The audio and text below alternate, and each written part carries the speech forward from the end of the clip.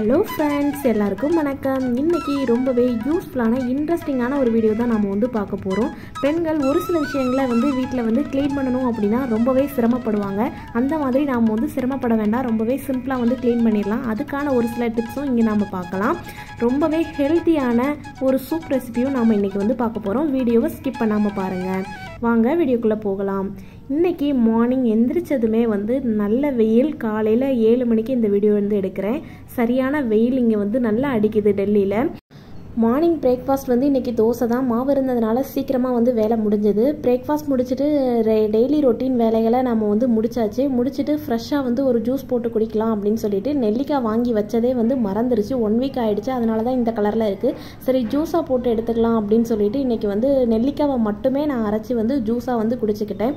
Irregular periods, அப்புறம் கருப்பை பிரச்சனை இருக்கிறவங்க, அந்த மாதிரி உள்ளவங்க அப்படிலாம் இந்த நெல்லிக்காய் ஜூஸ் வந்து நீங்கள் எடுத்துக்கிட்டீங்க அப்படின்னா உங்கள் உடம்புல வந்து சீக்கிரமாக க்யூர் ஆகிறதுக்கு சான்ஸ் இருக்குது. ஜூஸ் குடிச்சிட்டு நெக்ஸ்ட் கிளீனிங் வேலையை வந்து ஸ்டார்ட் பண்ணலாம் அப்படின்னு சொல்லிட்டு இன்னைக்கு துணி துவைக்கிற வேலை இல்லை. குழந்தைங்களோட ட்ரெஸ்ஸை நேற்றே நான் வந்து துவைச்சிட்டனால இன்னைக்கு துணி இல்லைன்றதுனால சரி மற்ற கிளீனிங் வேலையை பார்க்கலாம் அப்படின்னு நினச்சிட்டு கால் மிதி வந்து இன்னைக்கு துவைச்சிடலாம் அப்படின்னு சொல்லிட்டு கால் மிதியை வந்து நான் ஊற வச்சுருக்கேன். ஊற வச்சுட்டு துவைச்சோம் அப்படின்னா ரொம்ப ஈஸியாக இருக்கும் நமக்கு. நெக்ஸ்ட்டு பாத்திரம் வந்து க்ளீன் பண்ணலான்னு சொல்லிட்டு வந்துட்டேன். மாவு இன்னைக்கு வந்து முடிஞ்சு போச்சு. மாவு வந்து முடிஞ்சிட்டு வேஸ்ட்டாக வந்து அந்த பாத்திரத்தில் கொஞ்சம் இருக்கும் இல்லையா, அந்த மாவை தான் நான் வந்து இப்போ வந்து பைப்பை வந்து ஃபுல்லாக க்ளீன் பண்ணுறதுக்கு வந்து நான் அப்ளை பண்ணிக்கிட்டு இருக்கேன். கையோடு அந்த டைல்ஸ்லேயும் இருக்கிற உப்பு கரை போகணும் அப்படின்னா இந்த மாதிரி நம்ம மாவு பாத்திரத்தில் மிச்சம் ஒட்டிக்கிட்டு இருக்கு இல்லையா, அந்த மாவை நீங்கள் வந்து பாத்திரம் க்ளீன் பண்ணுற போது ஸ்டார்டிங்லேயே வந்து அந்த மாவை இந்த மாதிரி அப்ளை பண்ணி விட்டுட்டு நல்லா ஸ்க்ரப் வச்சு தேய்ச்சி வச்சுட்டிங்க அப்படின்னா பாருங்கள் அந்த பைப்பில் உள்ள உப்பு கரை எல்லாமே வந்து போயிடும், புதுசு மாதிரி ஆயிடும். நான் ஸ்டார்டிங்கில் அந்த பைப் வந்து இருந்ததுக்கும் இப்போ இருக்கிறதுக்கும் உங்களுக்கு நல்லாவே வந்து வித்தியாசம் தெரியும். இந்த மாதிரி பின்னாடி இருக்க டைல்ஸையும் அந்த மாதிரி நீங்கள் க்ளீன் பண்ணி விட்டுட்டீங்க அப்படின்னா டைல்ஸுமே வந்து அந்த உப்பு கரை எல்லாம் போய் பளிச்சுன்னு ஆகிடும். கண்டிப்பாக இந்த டிப்பை வந்து ட்ரை பண்ணி பாருங்கள். வேஸ்ட்டாக போகிற அந்த மாவை நம்ம இந்த மாதிரி வந்து செய்யலாம். ட்ரை பண்ணி பாருங்கள். எவ்வளோ புதுசு மாதிரி ஆயிடுச்சுன்னு சொல்லிட்டு. நெக்ஸ்ட் என்ன பாத்திரம்னு பார்க்குறீங்க?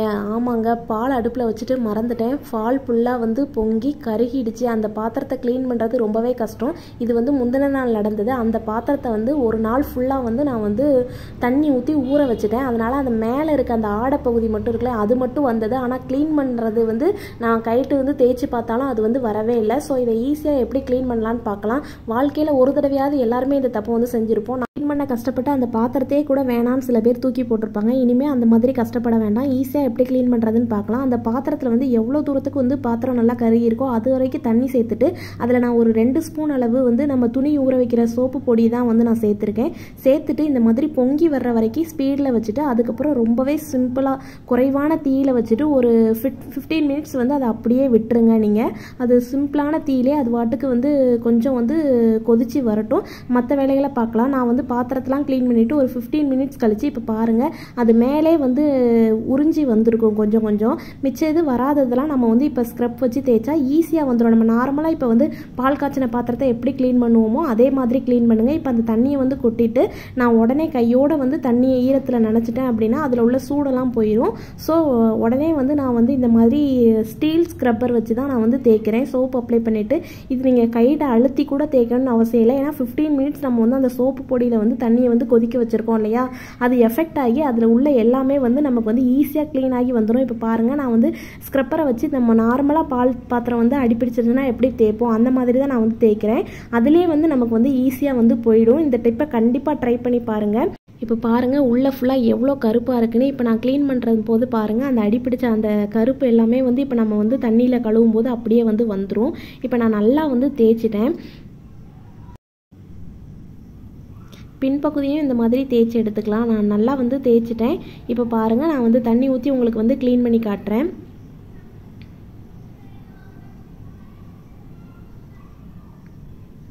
பாருங்கள் அதில் உள்ள அழுக்கு வந்து கொஞ்சம் கூட இல்லை. நம்ம பாத்திரம் வந்து நார்மலாக நம்ம பாத்திரம் எப்படி இருக்கோ அந்த மாதிரி ஆயிடுச்சு. ரொம்ப கஷ்டப்பட்டு தேய்க்க வேண்டாம். ஒரு 15 மினிட்ஸ் நம்ம அடுப்பில் வந்து சோப்பு பொடியை வந்து இந்த மாதிரி கொதிக்க வச்சுட்டாலே போதும். அடுத்து நார்மலாக நம்ம ஸ்க்ரப் பண்ணி எடுத்தோம் அப்படின்னா பால் பாத்திரம் வந்து நமக்கு வந்து நார்மலாக இருக்கிற பாத்திரம் எப்படி கிடைக்குமோ வந்துடும். அடியில் லைட்டாக மட்டும் பாத்திரம் வந்து அந்த மாதிரி கருப்பாக இருந்தது. அது நார்மலாக நம்ம வந்து ரெகுலராக வந்து எப்போவுமே பாத்திரம் யூஸ் பண்ணும்போது தேய்க்கும் போது அது வந்து சரியாயிடும். அவ்வளோதான். பால் பாத்திரத்தை வந்து க்ளீன் பண்ணிட்டேன். நெக்ஸ்ட்டு வந்து ஊற வச்சுருந்தேன் இல்லையா கால் மீதி, அதை தான் வந்து சோப் போடுறதுக்காக எடுத்து சோப் போட்டுக்கிட்டு இருக்கேன். 2 பக்கமும் நல்லா சோப் போட்டுட்டு இந்த மாதிரி ப்ரஷ் வந்து வச்சுருந்தீங்க பண்ணுறீங்க அப்படின்னா அந்த ப்ரஷ் வச்சு லைட்டாக வந்து எல்லா பகுதியும் இந்த மாதிரி அப்ளை பண்ணி விடுங்க. அப்போ தான் அதில் வந்து இடுக்கில் இருக்க அந்த துகள்கள் எல்லாமே மண் துகள் தூசி இது எல்லாமே வந்துடும். இப்போ நம்ம ஊற வச்ச தண்ணியிலே வந்து ஒருக்கா லைட்டாக இதை வந்து முக்கி எடுத்துட்டு அதுக்கப்புறம் ஒரு 2 to 3 டைம்ஸ் நம்ம வந்து அலசணும் அப்படின்னா நமக்கு வந்து புதுசு மாதிரி ஆகிடும். இதை வந்து ரொம்ப கஷ்டப்பட்டு எல்லாரும் வந்து 1 month ஒருக்கா 2 months ஒருக்கா நம்ம துவைச்சோம் அப்படின்னா கண்டிப்பாக இது வந்து நீங்கள் 2 months ஒருக்கா துவைக்கவே வேணாம், அதை தூக்கி கீழே போட்டலாம், அவ்வளோ அழுக்கு வந்து இருக்கும். இந்த மாதிரி வீக்லி ஒன்ஸ் உங்களுக்கு எப்போ டைம் கிடைக்கும் அந்த டைமில் இந்த மாதிரி நீங்கள் வந்து துவைச்சி போட்டுட்டீங்க அப்படின்னா அதுலேயுமே வந்து உங்களுக்கு ரொம்பவே வந்து அழுக்கு சேராது. அதே மாதிரி வீடும் உங்களுக்கு வந்து அழுக்காகாது. சமைக்கிற நேரம் கிச்சனில் நிற்கிற நேரம் நம்ம குறைச்சிக்கிட்டோம் அப்படின்னாலே போதும். இந்த மாதிரி எக்ஸ்ட்ரா இருக்கிற வேலைகள் சின்ன சின்ன வேலைகளை நம்ம வந்து அப்பப்போ நமக்கு டைம் கிடைக்கும்போது செஞ்சுட்டோம் அப்படின்னா மொத்தமாக வந்து வீடு துடைக்கிற அன்னைக்கு அவ்வளோ வேலையும் நம்ம வந்து இழுத்து போட்டு செய்யணுன்ற அவசியம் கிடையாது. நமக்கு மொத்தமாக எல்லா வேலையும் செய்யணும் அப்படின்னா நமக்கு வந்து ஒரு சலிப்பு தட்டிடும். அந்த மாதிரி சலிப்பு தட்டாமல் செய்யணும் கிடைக்கிற நேரத்தில் நம்ம வந்து இந்த மாதிரி க்ளீன் பண்ணணும்.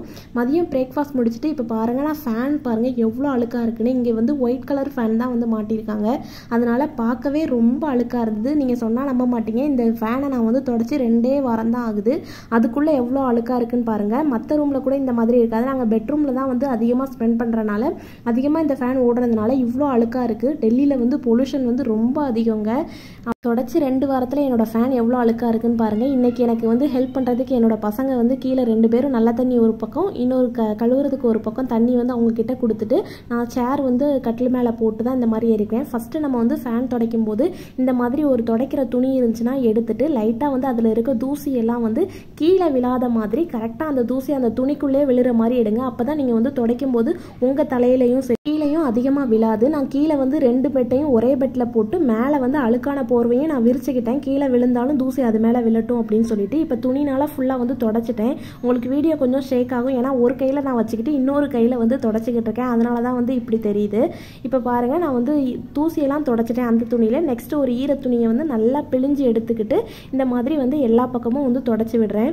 இப்போ நான் வீடியோ எடுக்கும்போது கீழே வந்து ஃபோன் வச்சுட்டு வந்து எடுக்கிறேன். இதை வந்து முதலே செய்யாமல் போனேனே அப்படின்னு வந்து ரொம்ப வருத்தப்பட்டேன். ஏன்னா ஃபஸ்ட்டு துடைக்கும் போது ஒரு கையில் ஃபோனும் இன்னொரு கையில் துணியும் வச்சு தொடச்சது கஷ்டமாக இருந்துச்சு. சரி இப்படி எடுத்து பார்த்தா ஃபுல்லாக தெரியுதான்னு பார்த்தேன், கீழே ஃபோனை வச்சுட்டு எடுத்தேன். ரொம்பவே சூப்பராகவும் வந்தது. பாருங்கள், நம்மளோட ஃபேனை வந்து தொடச்சாச்சு. ஒரு 10 நிமிஷம் தாங்க. இந்த 10 நிமிஷம் வேலையை நம்ம செய்யலைனா அப்படின்னா நமக்கு தான் வந்து ரொம்பவே ப்ராப்ளம் வந்து. ஏன்னா இவ்வளோ தூசியோட ஃபேன் ஓடும்போது நமக்கு வந்து குழந்தைங்களுக்கு உடம்பு சரியில்லாமல் போயிடும், சீக்கிரமாக சளி பிடிக்கிறதுக்கு வாய்ப்பு இருக்குது. மத்தியானம் கொஞ்சம் நேரம் சாப்பிட்டுட்டு நம்ம வந்து தூங்கணும்னு நினைக்கிற நேரத்தில் தூங்கக்கூடாது அப்படின்னா இந்த மாதிரி ஒரு சில வேலைகளை செஞ்சுக்கிட்டாலே போதும்.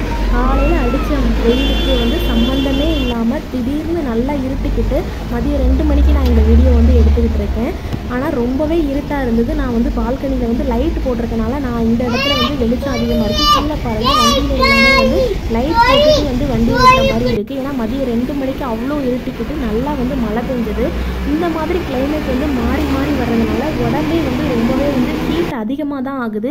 ஏன்னா பகலில் ஃபுல்லாக வெயில், சாயந்தரம் மதியானம் மழை பெய்யுது அப்படின்னா மழை பெஞ்சு அடுத்து கொஞ்ச நேரத்திலே வந்து ரொம்பவே வந்து ஹீட் தான் ஆகுதே தவிர குளிர்ச்சி வந்து ஆகாது. ஏன்னா மழை வந்து ரெகுலராக பெஞ்சாதான் நமக்கு வந்து குளிர்ச்சியாக இருக்கும். இங்கே மழை பெஞ்சு முடிச்சதுக்கப்புறம் திரும்பவும் வந்து வெயில் வந்துடுது. சரி மழை பெய்யுது அப்படின்னு சொல்லிட்டு சூடாக ஒரு சூப் போட்டு குடிக்கலாம் அப்படின்னு சொரக்காய் வந்து இங்கே ரேஷனில் கொடுத்தது இருந்தது, அது கொஞ்சம் முத்திருச்சு. அதனால் இந்த மாதிரி சூப்பாக போட்டு குடிச்சிடலாம் அப்படின்னு சொல்லிட்டு கொஞ்சமாக சொரக்காய், தக்காளி, வெங்காயம், காரத்துக்காக மிளகாய் வந்து எடுத்துருக்கிறேன். கொஞ்சமாக சிறுபருப்பு வந்து ஊற வச்சு அதையும் அதே தண்ணியோடு நான் வந்து சேர்த்துக்கிட்டேன். இதில் வந்து நான் 1 கப் அளவு வந்து ஒரு பெரிய கப் அளவு வந்து தண்ணி தேவையான அளவு உப்பு போட்டுட்டு அது கூடவே வந்து கொஞ்சமாக பெருங்காயத்தூள், கொஞ்சமாக மஞ்சள் தூள் வந்து சேர்த்துக்கிட்டேன். ஜீரகம் வந்து கொஞ்சம் சேர்த்துக்கோங்க, நல்லா வாசனையாக இருக்கும். இப்போ இதில் வந்து தண்ணி சேர்த்துட்டு நம்ம குக்கரை வந்து நான் போட்டுட்டு ஒரு 5 விசில் வந்து மீடியம் ஃப்ளேமில் வந்து விட்டு எடுங்க. சுரக்காயில் உள்ள அந்த சாரெல்லாம் நல்லா இறங்கி நமக்கு வந்து சூப்பராக வந்து குக்காகி கிடச்சிரும். கரெக்டாக வந்து மீடியம் ஃப்ளேமில் வைங்க, ஹை ஃப்ளேமில் வைக்காதீங்க. இப்போ நல்லா கேஸ் எல்லாம் போனதுக்கப்புறம் ஓப்பன் பண்ணி பாருங்கள் சுரக்காய் எல்லாமே நல்லா வந்து குக்காகி வந்துருச்சு. இந்த மாதிரி மசிச்சுட்டு தண்ணியை மட்டும் நம்ம வடித்து வந்து குடிக்கலாம். இப்போ இல்லை அப்படின்னா நான் வந்து இன்றைக்கி தண்ணியை மட்டும் வடிச்சிட்டு அது கூடவே வந்து நம்ம இருக்கிற சுரக்காய் இருக்கு இல்லையா, அதை வந்து ஃபில்டர் பண்ணிவிட்டு நான் வந்து மிக்சியில் போட்டு அதையுமே ஒரு சுற்று விட்டு அதை நான் வந்து சூப்போடு வந்து சேர்த்துக்க போகிறேன். ஏன்னா தண்ணி நமக்கு இதில் வந்து ரொம்பவே அதிகமாக இருக்கும். இதில் நம்ம பருப்புலாம் சேர்த்துருக்கோம் அப்படின்றதுனால வேஸ்ட் பண்ணாமல் இந்த மாதிரி அரைச்சிட்டு நம்ம வந்து சேர்த்துக்கலாம். ஏற்கனவே இதில் நான் வந்து மிளகாய் சேர்த்துருந்தனால கொஞ்சம் காரமாக இருந்தது. 2 மிளகாயில் 1 மிளகாவை எடுத்து போட்டுட்டு தான் அரைச்சேன். இருந்தாலும் லைட்டாக காரமாக இருந்தது. சரி குழந்தைங்களுக்கு அப்படியே ஊற்றி கொடுத்துடலாமே அப்படின்னு சொல்லிட்டு அப்படியே வந்து ஊற்றி கொடுத்துட்டேன். நான் வந்து குடிக்கிறதுக்கு கொஞ்சமாக மிளகுத்தூள் வந்து சேர்த்துக்கிட்டேன். கொஞ்சமாக மல்லி இலையும் மிளகுத்தூளும் சேர்த்துக்கிட்டா சூப் வந்து இன்னுமே டேஸ்ட்டாக இருக்கும். மழை பெய்யறதுக்கும் அதுக்கும் காரசாரமாக சூப்பராக ஒரு சுரக்காய் சூப் வந்து செஞ்சுட்டேன். ட்ரை பண்ணி பாருங்கள். வெயிட் லாஸ் பண்ணணும்னு நினைக்கிறவங்க கண்டிப்பாக இந்த சூப் வந்து குடிக்கலாம், உடம்புக்கு நல்லது. அப்புறம் வந்து நம்மளுக்கு வந்து தொப்பை வந்து நிறையா இருக்குன்னா அதை வந்து குறைக்கிறதுக்கும் இந்த மாதிரி வந்து ஹெல்த்தியான சூப் வந்து நம்ம எடுத்துக்கலாம். இதுவுமே வந்து நமக்கு வந்து நல்லா ரிசல்ட் கொடுக்கும். ட்ரை பண்ணி பாருங்கள். சூப் வந்து சூப்பராக ரெடி ஆகிடுச்சு. நீங்கள் அரைச்சதுக்கப்புறமும் நல்லா வந்து தண்ணியாக இந்த மாதிரி குடிக்கிற மாதிரி இருக்கணும். அப்போ தான் வந்து சூப் வந்து நமக்கு நல்லா இருக்கும் டேஸ்ட்டாக. என்னோட சூப் எப்படி இருக்குன்னு சொல்லிட்டு என்னோட குழந்தைங்க கிட்ட கேட்கலாம். எப்படி இருக்கு? பிடிச்சிருக்கா? நல்லா இருக்கா? உனக்கு நல்லா இருக்கா? உனக்கு நல்லா இருக்கா? என்னம்மா? சாயந்தரம் ஒரு 5 o'clock இருக்கும். வந்து ஈவினிங் ரொட்டீன் வந்து ஸ்டார்ட் பண்ணலாம் அப்படின்னு சொல்லிட்டு இன்றைக்கி வந்து நான் வந்து சாதமும் கத்திரிக்காய் முருங்கைக்காய் போட்ட காரக்குழம்பும் பாகக்காய் பொரியல் தான் செய்ய போகிறேன். நைட்டு என்ன சாதம் அப்படின்னு நினச்சிங்க அப்படின்னா, இப்போ ஒரு 3 நாளாகவே ஹஸ்பண்டுக்கு வந்து உடம்பு சரியில்லை. அவருக்கு வந்து கஞ்சி இட்லி இந்த மாதிரியே போட்டு கொடுத்தேன். அவங்க இன்றைக்கி தான் கொஞ்சம் நல்லா இருக்குது. நைட்டு சாப்பாடு சாப்பிடணும்னு சொன்னாங்க. அதனால் அவங்களுக்காக தான் வந்து இன்றைக்கி சாப்பாடு வந்து பிளான் பண்ணுறேன். நைட்டு இந்த மாதிரி நாம் வந்து குழம்பு ரெசிபிலாம் ட்ரை பண்ணோம் அப்படின்னா அந்த குழம்பு வந்து மார்னிங்கும் நம்ம யூஸ் பண்ணுற மாதிரி இருக்கணும். அதுக்கேற்ற மாதிரியான ரெசிபி தான் வந்து மார்னிங்கும் நீங்கள் செலக்ட் பண்ணணும். ஏன்னா நைட்டு குழம்பு செஞ்சோம் அப்படின்னா கண்டிப்பாக மீதமாயிடும். அதை வேஸ்ட் பண்ணாமல் மார்னிங் நம்ம செலக்ட் பண்ணுற ரெசிபியோட சேர்த்து சாப்பிட்ற மாதிரியான ரெசிபியை வந்து மார்னிங் நாம் வந்து செய்யணும். நான் நாளைக்கு மார்னிங்க்கு கோதுமை தோசை தான் பிளான் பண்ணியிருக்கேன். அதனால காரக்குழம்பு வந்து நல்லாயிருக்கும். ஈவினிங் கொஞ்சம் சீக்கிரமாக நம்ம வந்து சமையல் செய்ய ஆரம்பிச்சிட்டோம் அப்படின்னா சீக்கிரமாக நம்ம ஒரு 7 o'clock எல்லா வேலையுமே வந்து முடிச்சிடலாம். சமையல் வந்து எப்போவுமே செய்கிறதுக்கு முன்னாடி ப்ரிப்ரேஷனாக நீங்கள் ஒரு 10 minutes ஸ்பெண்ட் பண்ணி எல்லாத்தையும் காய்கறி எடுத்து வைக்கிறது, கட் பண்ணி வைக்கிறது, புளி ஊற வைக்கணும் ஊற வைக்கிறது, சாதம் ஊற வைக்கணும் ஊற வைக்கிறது, இந்த மாதிரி வேலைகளை செஞ்சுட்டோம் அப்படின்னா கடகடன்னு நம்ம வேலையை வந்து முடிச்சிடலாம். நான் சாதம் வந்து அடுப்பில் வச்சுட்டேன். பாகக்காவை நான் கட் பண்ணுறதுக்குள்ளே எனக்கு சாதம் வெந்து வந்துடுச்சு, விசில் வந்துடுச்சு. இப்போ நான் வந்து சாதத்தை எடுத்துகிட்டு நான் வந்து பாகக்காய் பொரியல் வந்து செய்ய ஆரம்பிச்சிட்டேன். பாகக்காய் பொரியல் வந்து கசப்பு தெரியக்கூடாது அப்படின்னா கொஞ்சம் தாராளமாக சேர்த்துட்டு ஒரு பெரிய வெங்காயம் வந்து ஃபுல்லாக வந்து சேர்த்துக்கோங்க. பாகக்காவோட கசப்பும் உரப்பும் மேட்ச் ஆகணும். அதனால் கூட ஒரு மிளகாய் காரத்துக்காக சேர்த்துட்டு அதுக்கப்புறமா நம்ம வந்து பாகக்காய் வந்து சேர்த்துடலாம். பாகக்காய் வந்து மிதமான தீயில இந்த மாதிரி வச்சுட்டு மூடி வச்சுட்டு வந்துடுங்க. நெக்ஸ்ட்டு ஒரு 5 minutes கழிச்சு நல்லா பாருங்கள், பாகக்காய் பாதி அளவுக்கு குக் ஆயிரும். அதுக்கப்புறமா நம்ம வந்து ஓப்பனில் வச்சு வேக வைக்கலாம். பாகக்காவை நல்லா வந்து கொஞ்சம் கிறிஸ்பியாக வதங்குற அளவுக்கு வந்து நம்ம வேக வச்சோம் அப்படின்னா அதோட கசப்பு வந்து பாதியாக குறைஞ்சிரும். நிறையா பேர் பாகக்காவை கட் பண்ணி தண்ணிக்குள்ளே போட்டு உப்பு போட்டு அதை பிழிஞ்சு செய்வீங்க. பாகக்காவோட ஸ்பெஷலே அதோட கசப்பு தான். அதுக்காக தான் நம்ம வந்து அதை எடுத்துக்கிறோம். தயவு செஞ்சு அந்த மாதிரி செய்யாமல் கசப்பு வந்து எவ்வளோ நம்ம குறைக்கலாம் அப்படின்னு பார்க்கலாம். ஒரு சில நேரம் அப்படியும் செஞ்சாலும் உங்களுக்கு கசப்பாக இருக்குது அப்படின்னா நீங்கள் இது கூட கொஞ்சம் உருளைக்கிழங்கு சேர்த்துட்டு நீங்கள் செஞ்சீங்கனாலும் பாகக்காவோட கசப்பு பாதியாக குறைஞ்சிடும். பாகக்காய் பொரியல் ரெடி ஆகிறதுக்குள்ளே நான் வந்து குழம்புக்கு வந்து கட் பண்ணி வச்சுட்டேன் எல்லாத்தையும். இப்போ குழம்பு வந்து செய்ய ஆரம்பிச்சிடறேன். பாகக்காவும் அடுப்பில் இருக்குது. நெக்ஸ்ட்டு குழம்பும் சைட் பை சைடாக செய்ய ஆரம்பிச்சிட்டேன். இன்றைக்கி வந்து கத்திரிக்காய் முருங்கைக்காய் காரக்குழம்புக்கு வந்து நான் வந்து நிறைய கொஞ்சம் எண்ணெய் சேர்த்துட்டு அதில் வெந்தயம் வந்து கண்டிப்பாக புளிக்குழம்பு செய்யலை சேர்த்துக்கோங்க. ஜீரகம் மறக்காமல் சேர்த்துக்கோங்க.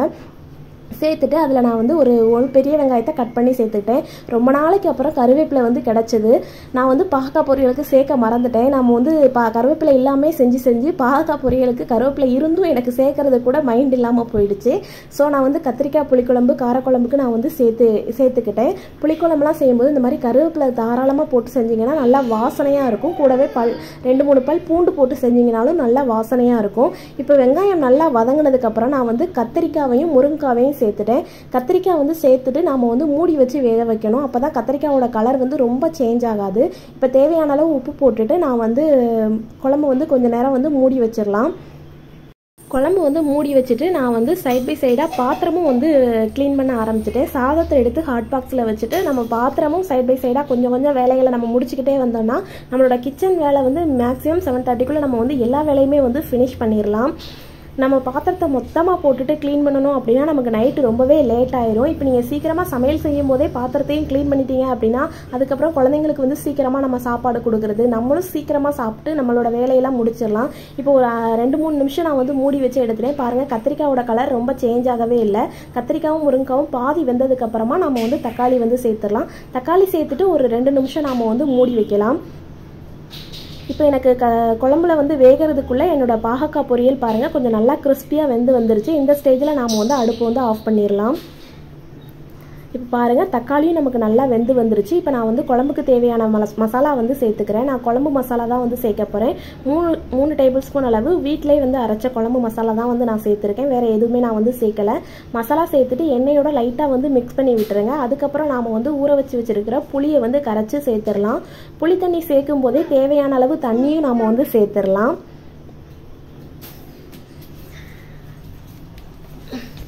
இப்போ தேவையான அளவு தண்ணி சேர்த்துட்டு குழம்பு வந்து கொஞ்ச நேரம் நான் வந்து மூடி வச்சிடுறேன்.